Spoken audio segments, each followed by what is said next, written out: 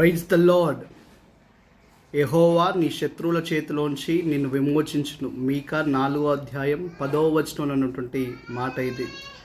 శత్రువులు అనేటువంటి మాటకు అర్థం ఆత్మీయ జీవితంలో మనం గ్రహించినప్పుడు, ఆత్మీయ అర్థంలో దాన్ని గ్రహించినప్పుడు మన విశ్వాస జీవితాన్ని కిందికి లాగేది ఏదైనా కూడా శత్రువు అని వాక్యం సంబోధిస్తుంది. అటువంటి శత్రువు నుంచి మనను విడిపించేటువంటి సామర్థ్యం గల మరియు శక్తి కలిగినటువంటి దేవుడు మనతో కూడా ఉన్నాడు. హల్లెలూయా. బైబిల్లోంచి ఒక్క ఉదాహరణ మనం జ్ఞాపకం చేసుకున్నట్టయితే, గొప్ప భక్తుడైనటువంటి దావీదు అనేక పర్యాయాలు శత్రువుల చేత తరమబడ్డట్టు వాక్యం చాలా స్పష్టంగా సెలవిస్తుంది.